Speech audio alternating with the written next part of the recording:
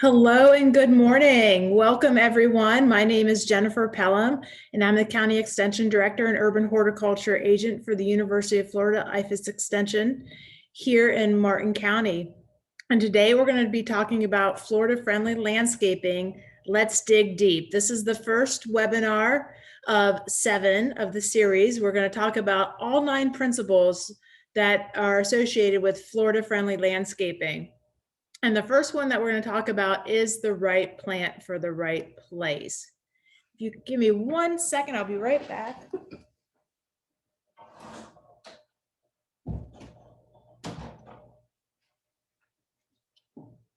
Sorry about that. I forgot to shut my door and I don't want to be interrupted during our presentation. So thank you for holding on for a second. So the overview of the Florida-friendly landscaping program, really what is it? It is an integrated approach to maintaining an attractive, colorful, and diverse yard. A lot of people get the wrong idea about Florida-friendly landscaping and they think that it's maybe a yard that's unkept, that's not mowed, that has overgrown plants and a lot of weeds, but that's not the case. The Florida-friendly landscapes still look very nice and are very attractive. The purpose of our program at the University of Florida is to educate Floridians about the science-based, environmentally friendly landscape practices. So all the information that we provide you today and throughout this series is all research-based information from the specialists at the University of Florida. We also want to encourage all Floridians to conserve and protect our water resources, and that's one of the main points of the Florida-friendly landscaping program is to conserve and protect our water resources. Florida-friendly landscaping is a collection of practices involving landscape design, installation, operation, and maintenance, which are intended to conserve water and protect water quality from the misuse of fertilizers and pesticides. So we are going to dive deeper into that throughout the next 7 weeks. And these are the 9 principles that we're going to be covering. Today, we're going to talk about the right plant for the right place. Next week, it's going to be water efficiency. Then we're going to talk about fertilizer, mulch, attracting wildlife, managing yard pests, which include insects and diseases, recycling yard debris, like composting, reducing stormwater runoff, and protecting the waterfront. So these are the 9 principles that we will be covering. And I'm sure everybody have seen this flyer. So this flyer tells you the date. So it's going to be held every Wednesday at 11 a.m. via Zoom and going through March 31st. And I want to highlight this publication here. I have the web address there, but I'm going to email everybody out a link and a reference page so you can have a link to this. Everything that we cover throughout the next 7 weeks is going to be in the Florida Yards and Neighborhoods Handbook. This is the homeowner handbook for Florida-friendly landscaping, and it gives you great information and nice photos on the 9 principles. If anybody would like a free copy of this, you're always welcome to stop by our extension office here in Martin County. We are located right next to the Martin County Fairgrounds. You can come in and request your own free copy of this because we do have copies in hand, or you can download the digital copy of this from that web address that I will be emailing to everybody. So like I said, today we are going to concentrate on the first principle, which is right plant for the right place. A landscape can last for many, many years, especially if the plants are correctly selected, properly planted, and well maintained. And I believe, as well as the program believes, that this is the cornerstone of the Florida-friendly landscaping program, finding the right plant for the right place. Because if we can find that right plant and the plant is happy, it's planted where it gets the right amount of sun it needs, it gets the right amount of water it needs, it's planted in the right plant hardiness zone, it's happy. And when a plant is happy and healthy, it can fight off a lot of diseases and insects, and it's just going to grow better and look better overall. And that's going to help reduce fertilizer, watering. It's going to also help to reduce pesticide use. So finding that right plant at the right place kind of starts the whole Florida-friendly landscaping maintenance program that we're going to talk about. Now, Florida-friendly plants, that's our term that we like to use at the University of Florida, is Florida-friendly plants. They are not necessarily native. We are not against native plants. We love Florida native plants. They do really well in the Florida landscape, but just with native, there's a lot of non-native plants that are still considered Florida friendly. And Florida friendly means that they're low maintenance, they are not invasive, and they are not pest prone. But even with native plants, you still have to find that right plant for the right place. Not all natives will grow everywhere. And also, not all Florida-friendly plants are drought tolerant. Even though we have many Florida-friendly plants that are drought tolerant, there are some areas in Florida, I'm sure you are well aware of, that are wet. A lot of wet areas. You might have your own backyard might have some wet areas in it. So we need to find plants that can also tolerate those wet conditions. However, all Florida-friendly plants are appropriately sited and maintained, and that's the key to finding the right plant for the right place. We want to make sure that we match the plant to the site conditions. So if we can analyze our backyard or our front yard and side yard or landscape in general, and analyze how much sun it gets, how much rain it may get, the flow of water in the landscape, other existing plants that may be around that plant. We analyze that and we can match the needs of the plants with what we have to offer the plants in our backyard. And by doing so, we can reduce the need for water, fertilizer, and pesticides, and also pruning by using those plants that are suited for those specific site conditions. So again, we want to reduce maintenance. I don't know if you're like me, but I'm a low maintenance gardener, so I love reducing maintenance in my yard. And we also want to prevent plant replacement. I've seen this over and over again where a homeowner will love a certain plant and keep planting it and replacing it over and over again just to find out it's not the right plant for the right place. They're not offering it enough sun, or it might be too much sun, or not enough water or too much water. Just finding that right place is very, very important. And if you look at this photo here, these are some Indian hawthorn plants, and there's a low spot right there in that little island where the water starts to collect. And Indian hawthorns do not like to have wet feet or wet roots. They don't like to sit in soggy water. And that's why you're starting to see the decline of these plants in that location. So they're definitely not the right plant for the right place. So we would want to remove these and replace them with the proper plant, or we'll just be fighting this problem over and over again. So things that you want to consider when you're finding the right plant for the right place. You want to determine your needs for the landscape. Do you want to have shade in your landscape? Maybe you need to select some tall trees that will provide that shade. Do you want to provide shelter and food for wildlife? Are you interested in planting an all Florida native landscape? Maybe you need to add a living fence between you and your neighbor, or maybe you want to block a view of a road. So think of the needs of the landscape. Maybe it's just you want color in your landscape and you want it to look nice and pretty and aesthetic. So once you analyze your needs, then you can select the plants that can fulfill those needs for you. You also want to decide on your maintenance level. Like I said, I'm a low maintenance gardener, but you might love to get out into your landscape every day and tend to your plants, and that's perfectly fine. So you may choose a plant that might have a little more maintenance, that might need a little more pruning, or a little more TLC. The next thing we want to do is evaluate our site conditions. And we're going to go in depth on how to evaluate our site conditions in a minute. And once we know those site conditions, we want to match the plants to the site. So let's talk about analyzing our site conditions. Soil, that's a huge, huge problem. And the reason it's a huge problem is that a lot of the soils that our plants are growing in are probably not the native soil that was there. With construction and building, a lot of fill soil was brought in, and it's usually not the best soil conditions. Also, here in Florida, and particularly here in Martin County, we have very sandy soils. And sandy soils are not the best soils for all plants.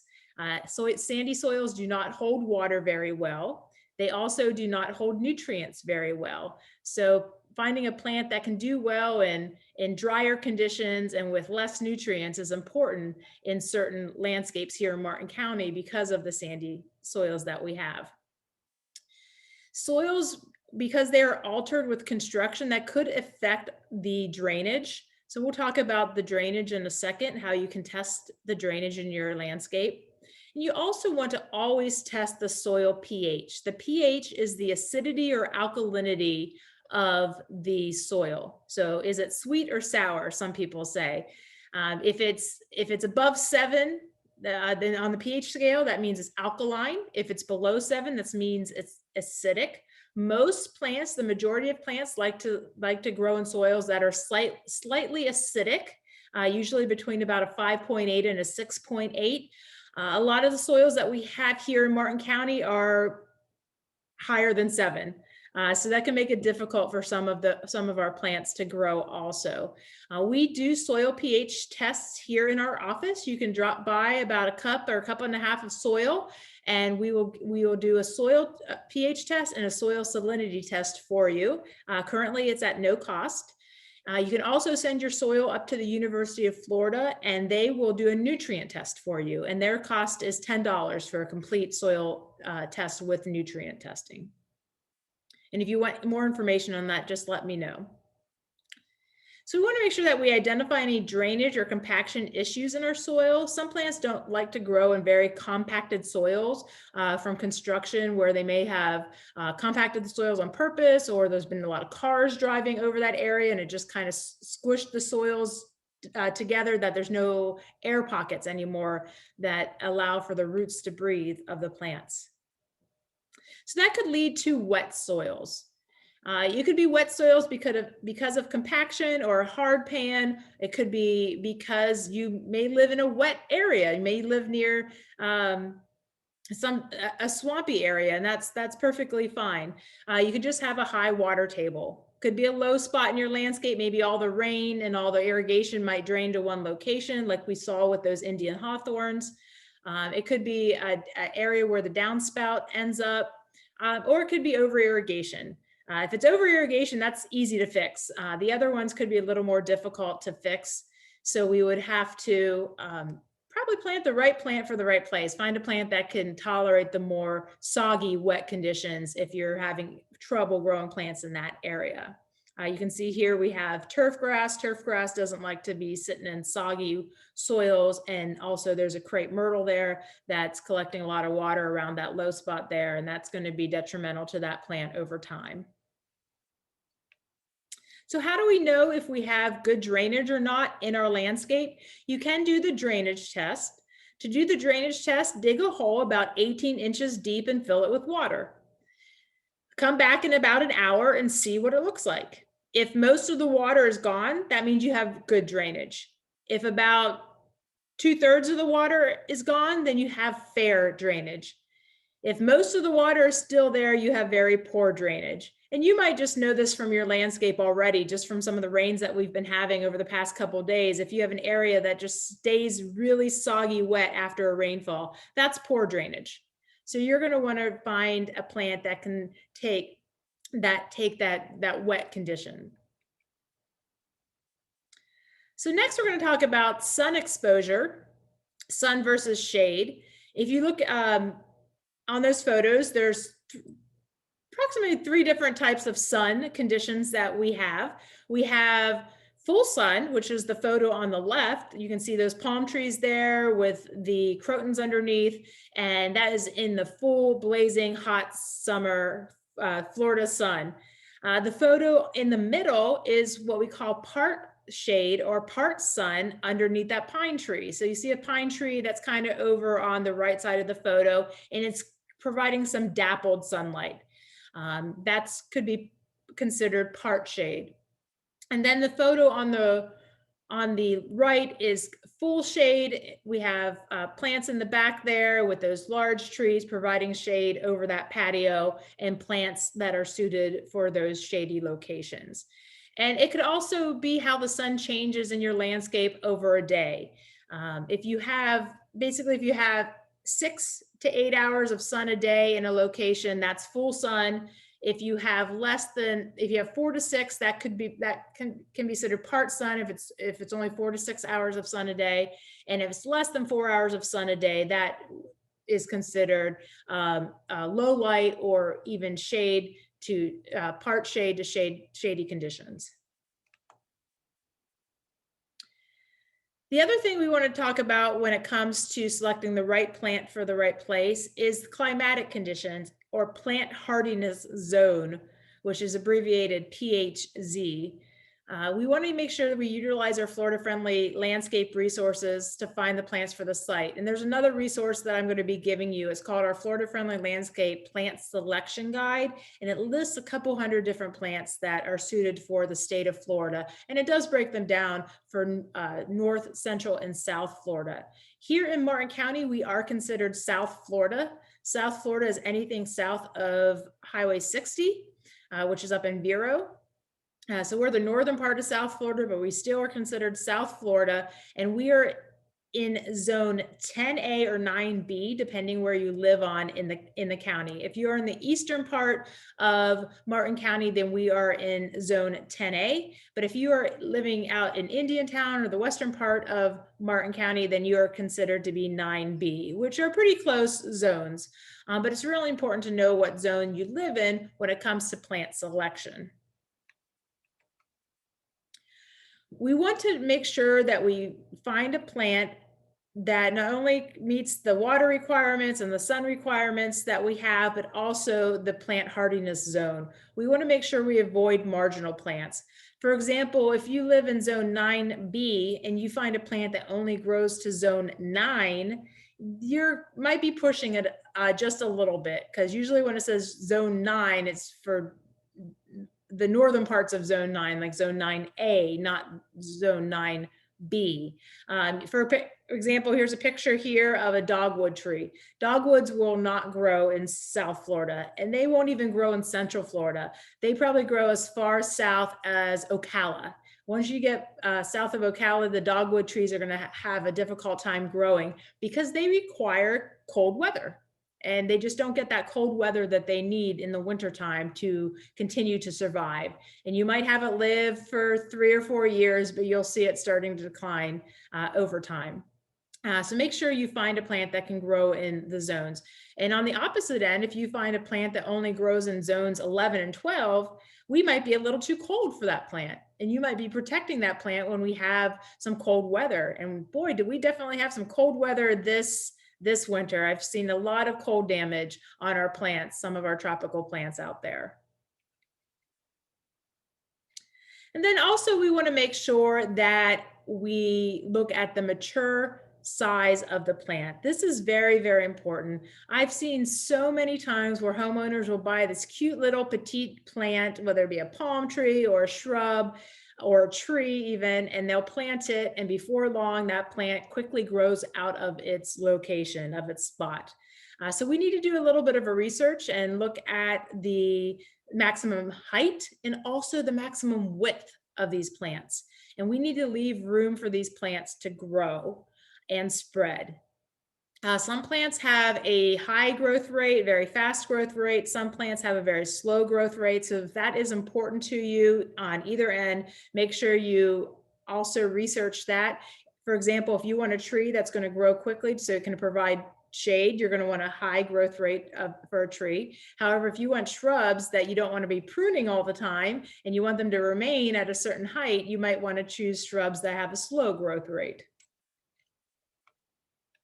So here's some examples of plants that have outgrown their area. Always look up when you plant something tall. It's very important not to plant trees underneath the power lines, or your tree might be looking like this poor tree up in Central Florida that I found one day. And then in the top photo, that looks like a white bird of paradise that has just shot right through the roof of their screen room. Again, the wrong plant for the wrong place. It did not have enough room for that plant to grow. And then on the bottom photo, those agave plants are just planted a little too close. They don't have room to completely spread out and grow in a healthy rate.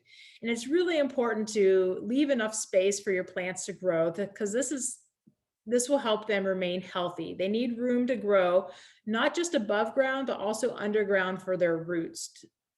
We also want to make sure that we don't space them too close together, because if they start growing together too much, they're going to have more pest and disease issues as they grow into each other, and you lose a lot of airflow around the plants.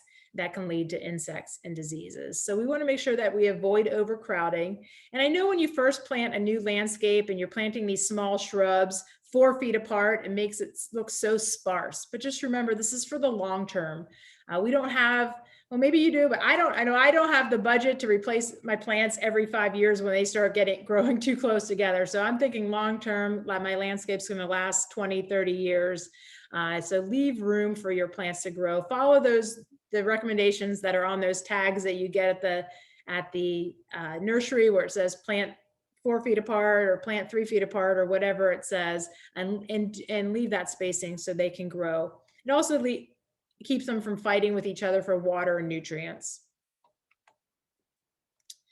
So here's some common mistakes. This is one of my favorite pictures of overcrowding. Those trees there, those evergreen trees, are going to be large. They're going to get probably another 5 feet tall and another 4 feet wide. And you can see they're already outgrown their spot that they're in.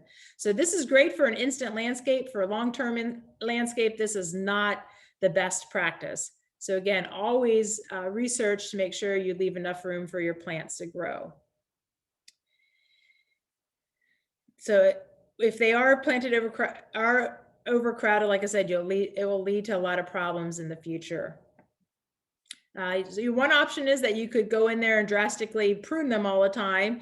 But then again, that's causing harm to the plant. You don't want to over prune plants on a regular basis because that's not naturally how they want to grow, and they can be stressed with that. So if you want a plant that only grows 4 feet tall, find a plant that only grows 4 feet tall, instead of getting a plant that grows 12 feet tall that you have to keep pruning a few times every year.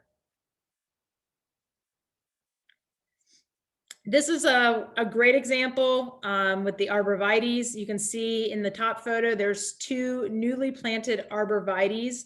I believe that they're trying to block that utility box there. But if you look below, there's some mature arborvitaes that were probably cute little plants. They plant out on either side of their entranceway of the house. And before long, you can see that there's hardly any room for them to even get into the front door anymore. So arborvitaes grow very, very big, and leaving enough room for them is important. And that's not going to be the case when those plants in the top photos start growing. And I know where those are planted, so I'm going to keep an eye on them, see how fast it takes for them to outgrow their location there. They're probably only about planted 3 feet apart. Another thing we want to think about with choosing the right plant for the right place is that we want to look for diversity. We want to have different species of plants in our landscape. We don't want to plant all of the same plant, because we're in Florida. We get a lot of diseases and insects that come to Florida on a regular basis. They could be coming in from other countries, in our ports. Who knows how these insects and diseases are coming in, but they are coming into Florida. And if you have all the same plant planted and a disease comes in, that could wipe out your entire landscape. A great example is I was working with a resort that had 700 palm trees on their property, and this was up in Central Florida, and they had most of their palm trees were the queen palm. Queen palms are susceptible to a disease that came into Florida probably about 10 or 12 years ago called fusarium wilt. Fusarium wilt is passed on through pruning tools. That's how it's passed mostly on, through pruning tools. Well, a landscape company came in and they started pruning the palm trees, and one of the palm trees had fusarium wilt. and the landscape company did not clean their tools between each tree. And as they were pruning all the trees, they passed that fusarium wilt throughout the entire property. So this resort, who had the name palms in their name, now lost 700 palm trees because they did not diversify their palm selection and had all the same type of palm. So it's really important to make sure that we diversify our landscape and not have those monocultures that are prone to more pests and diseases.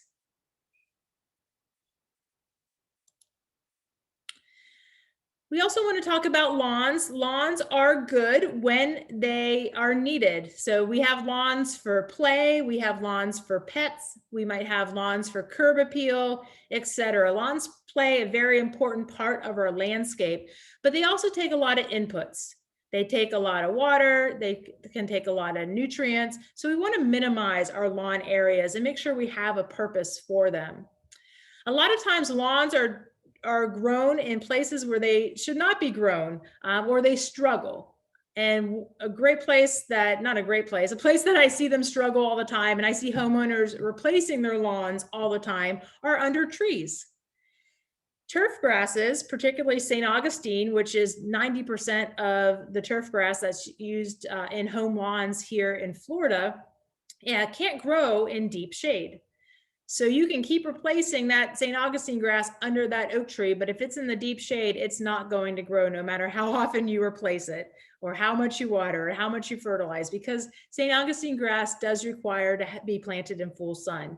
Now, there are some shade tolerant St. Augustine grass, but even the shade tolerant St. Augustine grasses still require 4 hours of sun every day. So those problem areas, which is the deep shade underneath the oak trees, that's the best place to plant an alternative plant such as a ground cover, where a ground cover will grow much easier, one that can tolerate shade, of course, in that area. We also want to make sure that we plant lawns appropriately and we have appropriate use from them. We want to reduce or eliminate areas that are difficult to mow. Again, I'm the low maintenance landscaper, so I look at the photo on the top and I just think, wow, that's going to be really hard to mow, because you have to go around all those plants with the mower or the weed trimmer.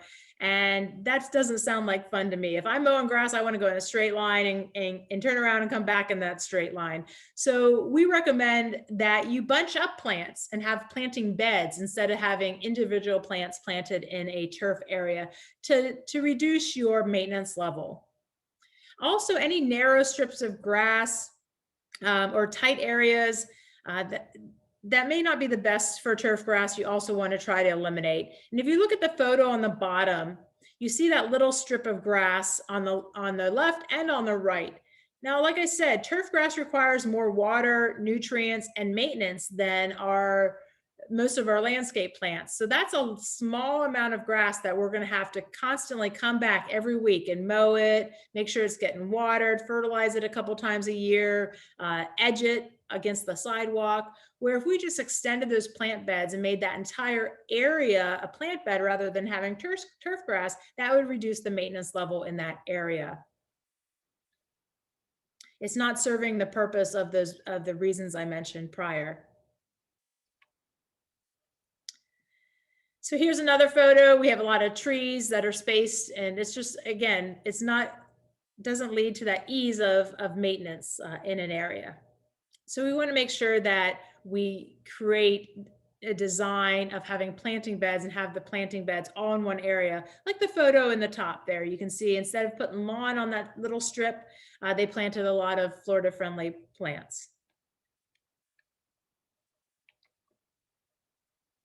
So here's some alternative approaches to having just all turf grass. Like I said, we're not against turf grass, we just want to use it appropriately. And here's some large plant beds that were planted to reduce the turf in an area. And all the plants are planted together in a plant bed. And that helps with the ease of mowing and maintenance. Here's some more. You can see they reduced their turf grass in the front on the photo on the left. And then the photo on the right is a deep shaded area, so turf grass won't grow there anyway. So they planted some shade tolerant plants in those areas. When you do plant your landscape, you need to think about the ability of irrigation for those plants. Even if it's a drought tolerant plant, they do need to be watered on a regular basis when they are first planted until they become established in the landscape. So when you plant a plant, make sure you're able to get water to it at least for the first few months until it is established. We're going to talk about irrigation next week. So tune in next week to talk more about irrigation, but just know you want to make sure you have the ability to irrigate either with a sprinkler system, a temporary low volume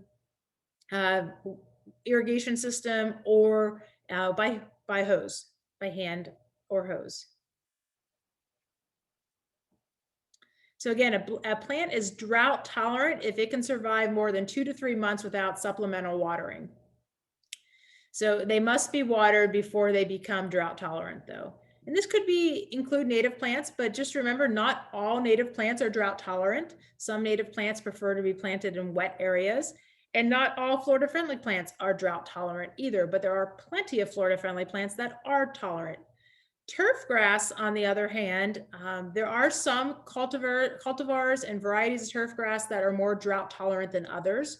For example, Bahia grass is more drought tolerant than St. Augustine grass.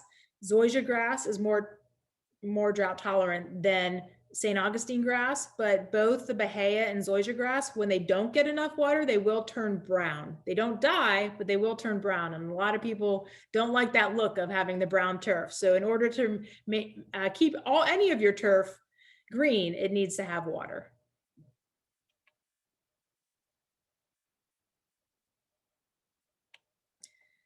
So let's talk about selecting our plants. I want to go through a few of the plants. About a year or so ago, I asked my Master Gardener volunteers, what are some of their favorite plants in the landscape? And they gave me a list, and I selected some of their favorites, and I also added some of my favorite plants in the list. I'm going to go over about 3 or 4 different types of trees, shrubs, vines, perennials, and grasses for you that might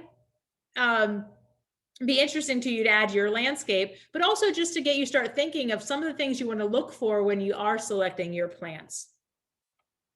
So let's talk about trees first. So I put my favorite tree is the bald cypress, and the bald cypress really does get a bad rap, because when you think of bald cypress, you probably think of swamps, because that's where they naturally grow in Florida. You have these huge cypress domes out in those swampy areas, and the trees are growing. They're real skinny and really stretched out, and they might not be very attractive to you. But what a lot of people don't realize is that the bald cypress is also just as drought tolerant as it is wet tolerant. It can grow in just about any scenario that you have out there. And when you plant it as a specimen tree by itself, it allows it to spread out its branches and look more majestic than it does when it's crowded with all of its friends. Now, it can get about 60 feet tall. Again, it's wet or drought tolerant. It is deciduous. It does provide some fall color. You can see that bottom photo there has some orangey brown color to it. It will drop its leaves in the winter and just be bald. That's where it gets its name. But then in the early spring, it'll push out these beautiful green leaves again. And it's just a beautiful specimen plant that can grow in drought areas. It also does very well in compacted areas. So it does well in parking lots, or if you had a very compacted area in your yard, it will grow well there too. And of course, I had to put in the live oak, because the live oak is the most popular tree in Florida. It grows throughout the entire state.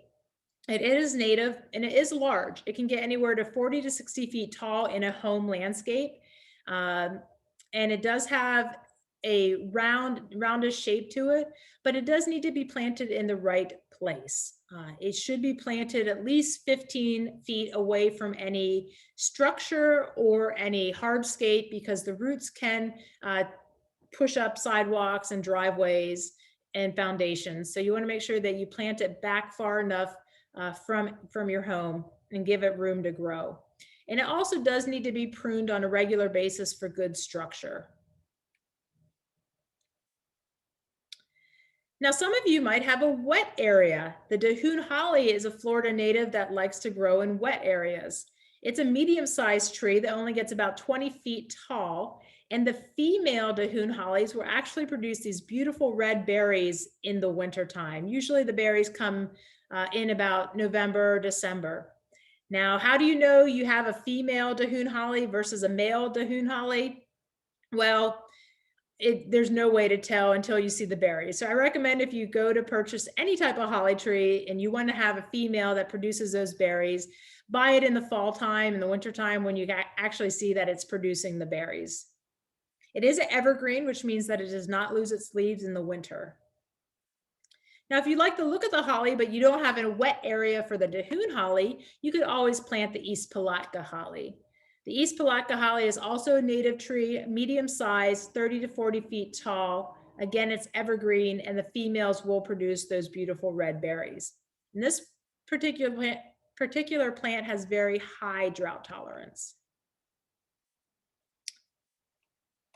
Oh, Terry's asking a question about the root system of the bald cypress. That's a good point. I forgot to mention that.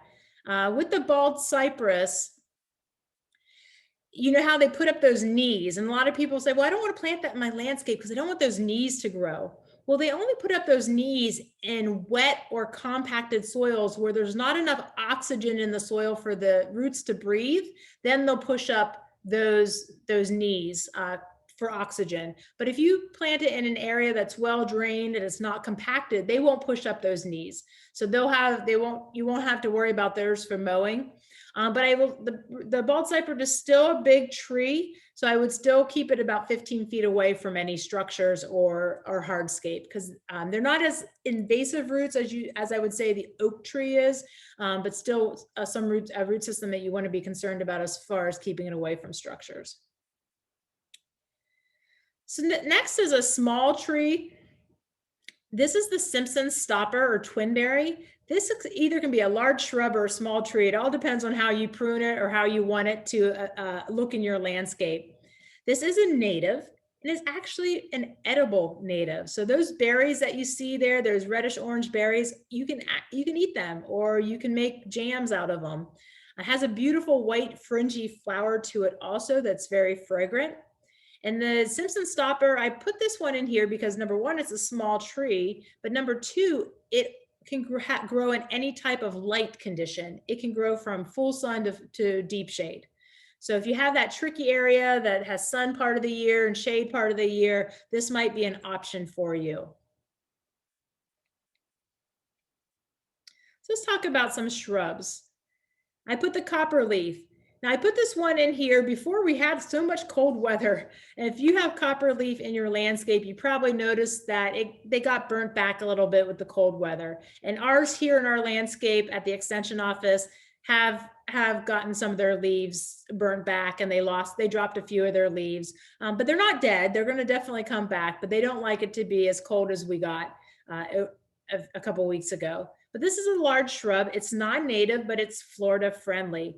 And you can get this in the beautiful copper color as you see here. And it also comes in a green, yellow variegated variety. It can get anywhere from 8 to 12 feet tall, but it doesn't mind being pruned back on occasion to keep it in the size that you want. It's a fast grower. And what's great about having colorful foliage is that you constantly have color in your landscape. You don't have to worry about it only blooming during certain periods of the year. It takes part sun or part shade. It's going to wash out a little bit if you put it in the full sun. So partial sun location is best for this plant. And it can be easily propagated by cuttings. You can take cuttings from the tips of the plant and plant that in some soil, and it will root very easily for you. I also put the cocoa plum on here. This one is used a lot in South Florida, but is a native, and it's very drought tolerant, and it's used a lot because it's pretty easy to grow. It can get up to 6 feet tall. Usually you see them in the medians here they're kept a lot lower. There is different cultivars of the cocoa plum. The horizontal one is a plant that's going to be lower growing. And the red tip one is going to have red tips like you see in the bottom right photo. So add some color interest to your landscape. And then the green tip is just going to be a taller green variety. It does have white flowers, and it also produces an edible fruit. You can eat those cocoa plum berries that you see there. So if you want to create an edible landscape, this would be a great plant to put in your landscape. I also put in the wild coffee. The wild coffee produces berries that the birds like. So the fruit is not for us, but it's for the wildlife. It's a medium shrub, and it is native, gets about 4 to 10 feet high, and has a nice round shape to it. Has more of a natural look to it. So if you're more into formal type of gardens, this might not be the plant for you. But if you like more of a natural looking garden or English type garden, then you might want to plant the wild coffee. It does have white flowers in the spring and summer, and then the fruit comes in the fall. And it does grow in part shade to shade. So this one is not going to do as well in the full sun. Another great native is the native firebush. This is a medium-sized shrub that can get 6 to 12 feet tall. It has these beautiful flowers on them that flower all year round. So they're kind of an orange red in color. And you can see the plant in general has these red stems on them. So it adds a lot of interest to the plant. The fruit on here is edible. I've never tried the native firebush, but it does attract a lot of birds. It attracts butterflies, and it attracts hummingbirds. So this is a great plant for the wildlife. It prefers the part sun to shade area. Then there's the dwarf firebush.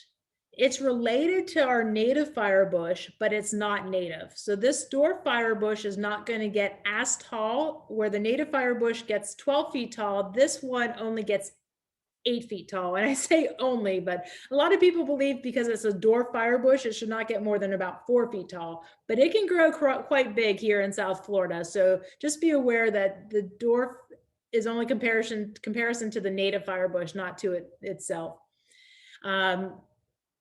It does have smaller, glossier leaves than the native firebush, and the flowers look very similar to the native firebush. It's also very drought tolerant, and it's going to attract the wildlife, the butterflies, the hummingbirds, and the birds, just like the native firebush will. And then one of my favorites is the dwarf bottlebrush. Now this one is truly dwarf. It only gets about 4 feet tall. I do love the bottlebrush as a tree, but the dwarf bottlebrush is a great one for a ground cover type of plant since it only gets 3 to 4 feet tall, and it blooms all year round. And the pollinators love this plant. So the native bees, the honeybees, the bumblebees, the wasps, the butterflies, they all love this plant. So you're going to have a lot of pollinator activity when you plant this in your landscape. It's very, very drought tolerant too. One of my favorites, and the particular one in the photo here is called Little John. I'm going to give you a few grass options for your landscape. The first one is muley grass. This is very popular to be planted in South Florida, especially along the medians. It's an ornamental grass, and it is native. It gets about 3 to 5 feet tall, and it produces the purple and pink flowers in the fall time. So if you're looking for a fall bloomer, this is a great one to add, to have that fall color. So during the winter and the spring and the summer, it just looks like a regular green ornamental grass, and then it starts flowering in the fall time. It's very diverse, that it tolerates flood and drought. So this would be a great plant if you have a rain garden. Maybe a rain garden is a low area in your landscape where plants are planted that can tolerate wet or dry conditions. And this one also loves our sandy soils that we have here in Florida. And then I added, of course, my favorite grass is the lemongrass, because I just love the scent that it puts out. This is non-native, but it is Florida friendly, and it's an edible plant. So again, if you're looking for edible landscaping, this is a great one to have in your landscape. And just pruning this plant alone, you just have that scent, the lemon scent coming at you. It's just a great one for the landscape, and it's pretty. It can be easily divided. So if it gets too large for its location, you can always just dig it up and separate it and plant it in other locations and share it with your friends. Some of my favorite perennials, the first one is the fire spike. This is different than the fire bush we spoke about earlier. This is the fire spike. It comes in red or purple. The purple flower is a little more rare to find than the red blooming fire spike. It is non-native, gets anywhere from 2 to 6 feet tall. The one that we have here in our demonstration landscape is about 6 feet tall. It's as tall as it's going to get. I planted one at my home in a container, and it quickly outgrew that container. So it does grow fast, and the butterflies and the hummingbirds love this plant. It takes full sun to part shade, so it can grow in a variety of different places. And this is one that our Master Gardener volunteers have for sale at their plant sales. So if you're interested in this, you can come by and see if they have any for sale. Another one, easy to grow perennial, is the plumbago. I put the plumbago in here because it's pretty rare to find blue flowers. So this is a blue flower. It's non-native, but it's Florida friendly. And they plant this one along the roadsides for a reason. It's tolerant of harsh conditions. It can grow anywhere from 5 to 10 feet tall. You can get it in blue, but you can also get it in white. And it likes full sun to part sun. And some of the ground covers, bromeliads. Again, one of my favorites are the bromeliads. They're non-native. These particular ones in these photos are non-native, but we do have some native bromeliads in Florida. But they're mostly the ones that grow more aerial in the trees than on the ground. There are hundreds of different types of varieties. The pineapple is considered a bromeliad. Some people steer clear of bromeliads because they are afraid that they attract mosquitoes, because the cups of the bromeliads can hold water. And it is true, if that water is stagnant for about 4 or 5 days, the mosquitoes can come and lay larvae in that cup. But if we have constant rain that's overflowing those cups of the bromeliads, or if you have irrigation that's constantly overflowing it, those mosquito larvae will always be washed out, and they'll die when they get washed out. So you can go with a hose to overflow them to keep the mosquitoes out, or you can take some the mosquito dunks, they're called. You'll find these at the home and garden centers, and you can smash them up and sprinkle that mosquito dunk into the cups, which is an insecticide. It's an insecticide that is organic and safe to use on the bromeliads, and it's safe to use in your landscape, and it's safe for all of our pollinators and other organisms, and that will kill the larva of the mosquito. And also, if you go to mosquito control, I think they even give out some of that. So you can go over to Martin County Mosquito Control and get some, ask them for some mosquito control for your bromeliads. The bromeliad does bloom only once. And once that plant blooms, it does die. But before it dies, it sends up some new pups or some new plants. So you're constantly having a rotation of new plants in that location. They do prefer shade. There are some that will grow in the full sun, but they do prefer shade. So they work great under the oak trees. And here's a Florida native, and that's the coontie. We definitely need to plant more coontie here in Martin County. And the reason is it is the host larva plant for the Atala butterfly. So if you look in the bottom left there, we have the Atala caterpillar, which is kind of an orangey brown color with yellow bumps on its back. And the Atala butterfly is the picture next to it, the blue and black butterfly. The butterfly is threatened. It's definitely threatened. They actually thought it was extinct until recently, and they found some in Martin County and in Southeast Florida. It prefers to be along the coast in South Florida. Usually you'll see it probably south of Vero, but it can be sometimes found in Central Florida and other parts of Florida. But it needs to have the coontie in order to reproduce. That's the only plant that the caterpillar will eat. And we have a coontie here in our demonstration garden. And I am excited to say a few months ago, we found that we also have the coontie caterpillars, or the Atala caterpillars, and the butterfly on our coontie. So it was a very exciting day when we saw the Atala butterfly flying around, and then found some of the caterpillars also. The coontie, the seeds of the coontie, those red seeds you see in the one photo, those are poisonous. So if you have any dogs that like to eat things, you need to make sure you keep your dog away from the coontie plant.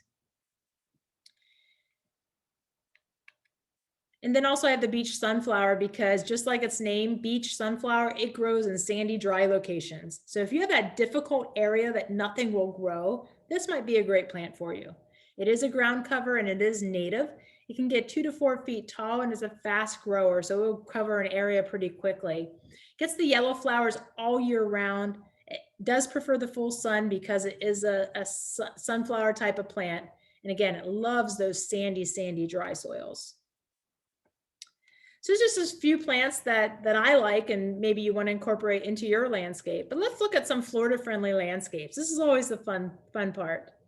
So here's one. It has a lot of turf, but those plants that are there are Florida-friendly, and they are grouped together. This looks like more of a high-maintenance landscape because they have those perfectly pruned shrubs out front. More formal-looking type of landscape. Here, this one here has taken away even more turf grass and created larger plant beds to reduce the maintenance of the turf. And it's also an area that's very shady. So it could be that the turf wasn't growing very well in those shady areas. So they took out the wrong plant, which was the turf grass, and put in the shade tolerant plants. Here's another one where they have a large plant bed coming out from the front of the house to reduce the turf grass and to reduce the maintenance.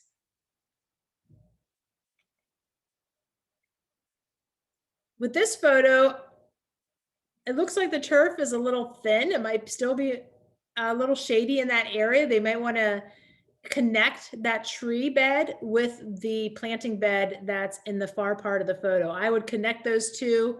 So you'd have one large bed and reduce the turf. That would be my preference as far as just to be the ease of maintenance when mowing and trimming the lawn. Here's a great example of Florida-friendly landscaping where they reduce the turf. They put just one large plant bed in the middle of the turf grass, but they still have the turf grass there for curb appeal, which is fine. But it looks like it's easy to mow. It's almost like one big circle. They just have to keep going around. This is a very unique landscape, definitely very formal. That takes a lot of maintenance to prune that spiral shrub in the front and then those puffball shrubs in the back. There's no, that type of shrub, I think it's a eugenia, they can take heavy pruning, so it's no problem pruning them that way. It just takes a lot of maintenance. Because if you want them to keep looking that way, you probably need to prune them every month. But still considered Florida friendly, even though it's formal like that. It's another one where they increase the plant beds, decrease the turf grass. And another one. Under the tree, they reduced the turf and planted some shade tolerant plants. Looks very nice. So with the right plant in the right place, you want to make sure that you determine your needs for your landscape, decide on the maintenance level that you want, high, medium, or low, and then evaluate your site conditions. Remember, when you evaluate your site conditions, you're looking for drainage, wet or dry locations, you're looking for sun levels, whether you have full sun to full shade. You want to look for the amount of space you have for plants to grow. And you also want to make sure you diversify your plants. And then we want to match the plants to the site. So I know we all done this, and I've done that. When you go into the garden center and they have that beautiful point of purchase display with all the plants that are in bloom, and you're like, I have to have that plant. But you don't really know where you're going to put it yet in your landscape. And you take it home, and then if you don't have the right conditions for that plant, it's not going to do well. So impulse buying when it comes to plants for your landscape may not always be the best option until you really know your site conditions and what you have available for the plant. So how can the right plant in the right place. Oh, excuse my typo there. Save money. You want to make sure that you reduce. It will reduce your maintenance. So it will reduce your pruning. It will reduce your pest problems because the plants are going to be happier and healthier, and also reduce the amount of time in your landscape. It's going to prevent plant replacement. So your plants are going to die hopefully less often because they're happy and healthy and then they're in the right place so they can have everything that they need. So they're going to live a long life.